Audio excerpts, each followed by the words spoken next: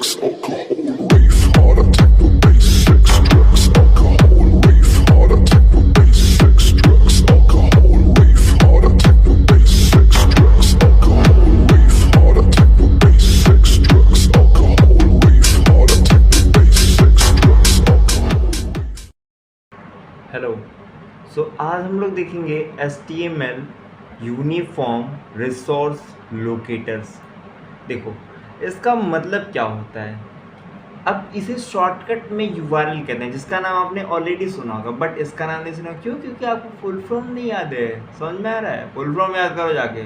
चलो, यहाँ पे URL के बारे में आज हम डीपली समझने वाले हैं कि URL आखिर होता क्या है, कैसे वर्क करता है।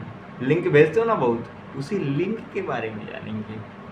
देखो, तो इसका ये फुल फॉर्म होता है यूनिफॉर्म रिसोर्स लोकेटर, ठीक है। जिसके अंदर आप क्या करते हो, कुछ इस प्रकार की चीज़ें देते हो, जैसे कि यहाँ पे लिखा है http://3school.com, HTML के अंदर default.asp।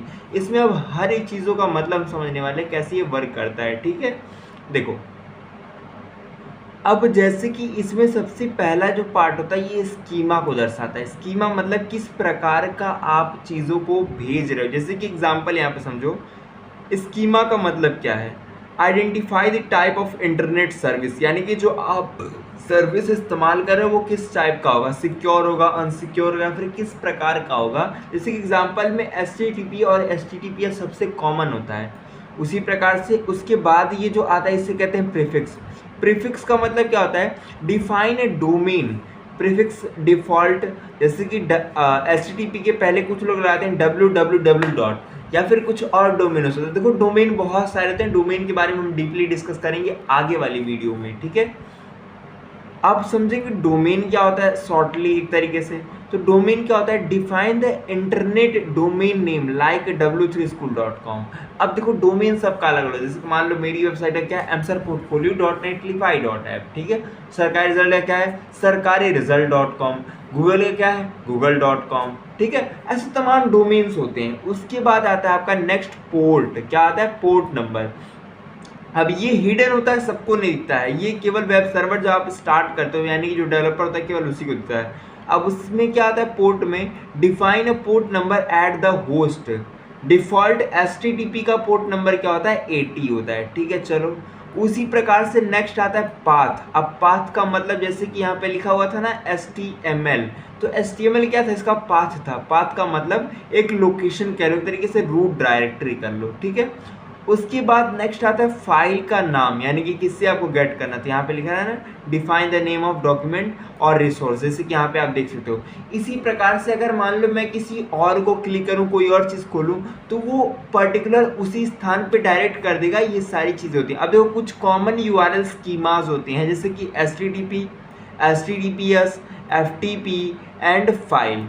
तो इस प्रकार के कुछ होते हैं, जैसे कि इसका फुल फॉर्म भी आप देख सकते हो, वही hyper text transfer protocol, secure hyper text transfer protocol, file transfer protocol. ऐसे तमाम चीज़ें होती हैं। जैसे कि ये क्या होता है, आपका पहला इनक्रिप्टेड नहीं होता है, बट जहाँ की HTTPS अगर कोई साइट है तो वो इनक्रिप्टेड होती है। मतलब अगर आपको कोई भी साइट ऐसी दिखे जो कि HTTP है, तो आप उस पर विजिट करो मत, तुरंत भाग जाओ, समझे।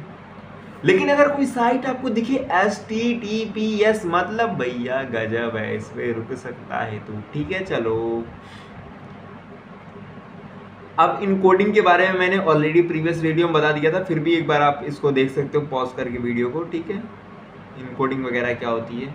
चलो, नेक्स्ट थिंग हम लोग बहुत इंपॉर्टेंट देखने वाले हैं, जिसका नाम है XHTML। इसका नाम आपने सुना होगा कि भैया ये XHTML क्या होता है। थोड़ा सा पानी पी लें, प्यास लगा हुआ है, गर्मी चल रही है इतनी, है कि नहीं।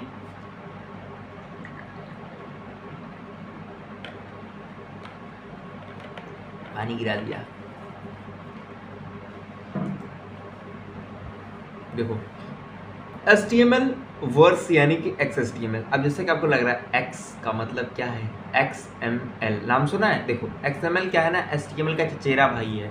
तो उसमें हल्की सी अगर उसकी फीलिंग डाल दी जाए तो वो क्या बन जाएगा, XHTML, ठीक है। तो XHTML is sticker more XML based version of HTML, जैसा कि मैंने बताया अभी जस्ट। तो व्हाट इज XHTML? तो XHTML stands for extensible hyper text markup language. समझ में आ रहा है। अब XHTML is a sticker more XML based version of HTML, ठीक है। यानी कि ये लगभग एक तरीके से कह लो HTML और XML का हाइब्रिड होता है, एक मिक्सचर होता है। समझ में आ रहा है? देखो XML is a HTML defined as a XML application वगैरह वगैरह बहुत सारी चीज़ें हैं। देखो वाई XHTML, देखो XML is a markup language where are document must be marked out correctly, ठीक है। उसी प्रकार से क्या है, अगर मान लो आप HTML का इस्तेमाल करते हो तो वो भी एक मार्कअप लैंग्वेज होती है, बट वो वेल मार्क्ड और करेक्टली डॉक्यूमेंट्स के फॉर्म में चीज़ों को नहीं स्टोर कर पाता है जितना अच्छे से XML कर पाता है। तो उन्हीं चीज़ों को देख कर क्या किया गया था, XHTML को बनाया गया ताकि उन चीज़ों को और परफेक्ट बनाया जा सके। समझ में आ रहा है? तो इसलिए हम इसका इस्तेमाल ज़्यादा करते हैं।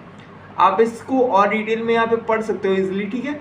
बट यहाँ पे लिखा था most important difference from HTML क्या है कि doctype HTML is mandatory. अब ये अगर इस्तेमाल करोगे आप XHTML तो इसमें डॉक टाइप HTML मतलब मैंडेटरी है, लगाना ही लगाना है, ठीक है। उसी प्रकार से क्या है, द XML इज एट्रीब्यूट, यानी कि HTML इज मैंडेटरी। HTML में हेड, टाइटल और बॉडी भी मैंडेटरी होता है। उसी प्रकार से क्या होता है HTML में क्या होता है, ऑलवेज प्रॉपर्टी नेस्टेड, यानी कि सारी चीज़ें मतलब प्रॉपरली। अगर एक सच्चाई बताऊं तो आप जो भी कोड करते हो वो एक तरीके से XHTML के अंदर ही करते हो। लेकिन मैंने जो सबसे पहले लेक्चर में बताया था कि HTML के अंदर आपने कुछ भी नहीं किया, आप डायरेक्ट .html लगा के सेव कर दिया, आपका ब्राउजर पे रन कर गया, कोई भी दिक्कत नहीं है, वो आपका HTML था। बट जो हम कोड जर्नली करते हैं प्रॉपर फॉर्मेट में वो एक तरीके से XHTML ही होता है। समझ में आ रहा है? और भी चीज़ें हैं जैसे कि क्लोज होना भी ज़रूरी है, लोअर केस में होना चाहिए, एट्रीब्यूट नेम वगैरह वगैरह सारे कॉट्स के फॉर्म में होने चाहिए। बहुत सारी चीज़ें, ये सारी अगर चीज़ों में मिला दें तो हम क्या होता है XHTML बन जाता है, ठीक है। जैसे कि ये देखो एग्जांपल, ये क्या है आपका एक प्रॉपर XHTML का कोड है। समझ में आ रहा है? ये प्रॉपरली नेस्टिंग की जाती है इसकी। अब जैसे कि XHTML क्या है, करेक्ट क्या है, जैसे कि मान लो आपने P खोला तो P को आपको क्लोज भी करना है, लेकिन अगर यही HTML होगा तो आपने खोल कर छोड़ दिया, वो काम चल जाएगा, कोई दिक्कत नहीं। लेकिन XHTML तो भैया लगाना ही पड़ेगा। समझ में आ रहा है? उसी तरीके से XHTML empty element must be always close. अब जैसे मान लो एम्प्टी एलिमेंट जैसे कि BR है, अब BR में क्या सीन है, आप नॉर्मली अगर लिख दिए तो वो क्या है, चलो चल जाएगा, लेकिन XHTML कहेगा भैया क्लोज करो। समझ में आ रहा है? यानी कि XHTML अगर आपको अच्छे से आ गया तो मीन्स क्या है, इसके बाद आप जब रिएक्ट वगैरह पढ़ोगे तो वो भी थोड़ा सा इससे सिमिलर ही होता है। समझ में आ रहा है? उसी तरीके से HR वगैरह हो गया, IMG को भी इसी प्रकार से आपको क्लोज करना पड़ता है। यानी कि ये सारी प्रॉपर्टी जो आप इस्तेमाल करते हो ये XHTML की ही होती हैं। मतलब XHTML और कुछ नहीं है, HTML को फॉर्मेट में लिखना, प्रॉपर वे में लिखना, एक अच्छे तरीके से लिखना ही क्या कहलाता है, आपका XHTML कहलाता है। समझे? चलो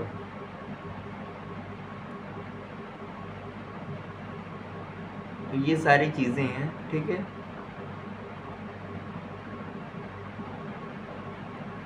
सो अगर वीडियो अच्छी लगी हो तो आप बाकी चीज़ें पढ़ लीजिए।